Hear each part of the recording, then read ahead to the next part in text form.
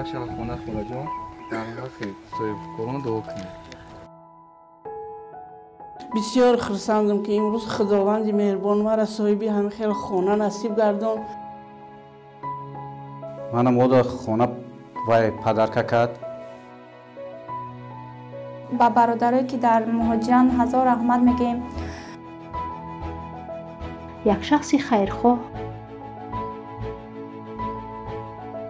خداوند همیشه نگهبانشان باشه.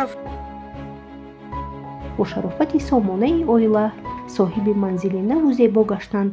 тамошобинони азиз, агар дар ёд дошта бошед, 2 моҳ қабл мо аз ҳаёти сангини Розия Боронова ва оилаи ӯ ба шумо навори видеои таҳия намуда будем. баъд аз пахши ин навор бисёриҳо ба ин оила кӯмак намуданд. яке аз соҳибкорони муваффақи кишварамон ба ин оилаи ниёзманд ки солиёни зиёд дар як хонаи палаткагӣ умр ба сар мебурданд ва 20 соли ҳаёташон бо дарбадарӣ сипарӣ мешуд, имрӯз хонаи зебову замонавӣ ки аз 3 ҳуҷра иборат аст соҳиб гаштанд. барои муборакбодӣ мо аҳли эҷоди сомонаи оила ба ин мавзеъ омадем. биёед якҷоя эшонро табрик мекунем. ин зани азият кашида талхиҳои зиндагиро фаровон дидаву азҳари қисматро бисёр чашидааст. Розия Боронова бо шавҳари маъюб ва фарзандонаш зиёда аз 20 сол азоби бехонагиву дарбадарӣ кашида, гоҳ дар амбори мактаб, гоҳи дигар дар боғчаи бачагона зиндагӣ мекард ва ба қавли худаш ҳамеша сарсону саргардон буд. муддати 2 соли охир ин оилаи бенаво аз ночорӣ дар қаравулхонаи як корхонаи коркарди оҳан дар байни ғарами оҳантӯдаҳо умр ба сар мебурд. ҳамин дарду дохҳои зиндагӣ ин модари тоҷикро маҷбур карданд ки ба барномаи умеди охирини сомонаи оила муроҷиат кунад. пас аз пахши барнома аз зиндагии сангини ин хонавода нафарони зиёде ба Розия Боронова ва шавҳару фарзандонаш дасти мадад дароз намуданд. аз ҷумла як шахси хайрхоҳ ҳавличаи зебоеро ба ин оила ҳадя кард.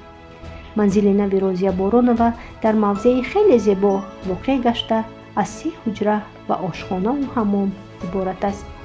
аҳли хонавода аз он ки баъди 20 соли пурдарди сарсониву саргардонӣ бо шарофати сомонаи оила соҳиби манзили наву зебо гаштанд, хеле хурсанд буда дар ҳаққи касоне ки ба онҳо чунин некии бузург карда билохира аз азоби дарбадарӣ наҷоташон доданд, дуои хайр мекунанд. بسیار خرسندم که امروز خداوند مهربان مرا صاحبی همه خیلی خانه نصیب گردان.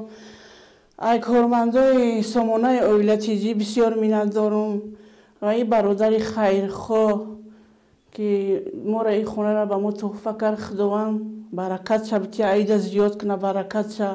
خداوند همه وقت نگهبانش باشه. ما منت داریم. من حقبرده محمد حبیب عینوهای رودکی، من یک صاحب خانه شدیم، یک صاحب کاری بخیر. منم اودا خانه وای پدرکه کرد. ما اینا 20 سال شد که کوارتیره با کوارتیره میگشتیم. امروز خدا با شکر اینا صاحب خانه شدیم. انا صاحب همه چی شدیم. اینی برادری که مثال با ما این خانه را توفه کرد، 1000 ساله شوه، کارش برور بگیره، بازم صاف شه، ای زیاد خداوند کنه که همین مودا خانه وای پدرکه کرد. انا خی ما ای همی دولت خمو مینا داریم که این با مثال آباد است، تینجی امونی است. ما خرسندیم که مثال یک بریدنان میاویم کار میکنیم، میاویم میخریم، شکرانه میکنیم که دولت آباد داریم، تینج داریم. این کسی ما را دستگیری کرده است. در حق وای دعا میکنیم خداوند اونشون دروز کنه، تنشون ساعت کنه، صافشون زیاد کنه. خداوند در کجای باشند، در غریبیان، در تاجیکستان، در کدام دولت باشند، خداوند نگهبانشان باشه. ما همین باوری نداشتیم. ما با حکومت لنسک رایون هم مراجعت کردیم، نگاه نکردم. با جماعت هم این 2013 ما داودا دارم، هیچ نتیجه نیست. امروز بیا پگاه بیا، پگاه بیا، امروز بیا کرده، یا ماه پس بیا، یا هفته پس بیا کرده. هیچ کی ما را دستگیری نکرده. همین بغضی همین کمپانی اویلتیجی مثال ما را خدمت کلان رسوندن. این ما صاحب خانه شدیم. ассаломан духтари Боронова Розия. чихеле ки дар навори 1-2 моҳ пеш дида будем, мо ҳамхе дар шароити вазбин дар як корхона зиндагӣ мекардем. шукри худо дар сомонаи оила эълон кардем, муроҷиат кардем, соҳиби хона шудем. имрӯз ба мо хонаи 3 ҳуҷрага тӯҳфа кардан. мо хеле хурсандем. چه عذابایی را ما ای سرمان گذراندیم. خدا به شکر امروز به همه آرزوان رسیدیم. به اکای حاجی هزار بار رحمت میگیم. خداوند ای زیاد کنشانه پروردگار هیچ دستی کم نبینن. به برادرایی که در مهاجران هزار رحمت میگیم. خداوند نگهبانشان باشه در شهر غریبی. در همه وقت در برمان بودن، دل برداری میکردن، به ویا هزار رحمت میکنیم. ما امروز خیلی خرسندیم که ای 20 سال در بدرگردی امروز خلاص شدیم. خدا به شکر که به مراد مقصدمون همه ما رسیدیم. ایامی عذاب باوری نداشتیم که ما صاحب خانه میشیم. خیلی شکر که امروز به همه آرزوامون رسیدیم. بعد شکر که دولت آباد داریم. هزار بار رحمت میگیم که اینقدر صاحب کارهای خوب داریم. همه دستگیریایش به همین دستگیریای همه این عائله، به دستگیری اکای حاجی صاحب کار، به دستگیریای مهاجرا هزار رحمت میگیم. همه وقت در حقشان دعا گوییم.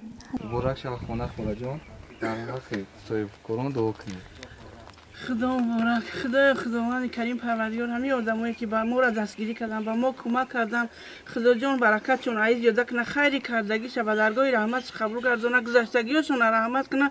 خداوند همیشه نگهبانشون باشه، فرزنداشون درد داغشون نشون هست، همه وقت در پناه خداوند باشن.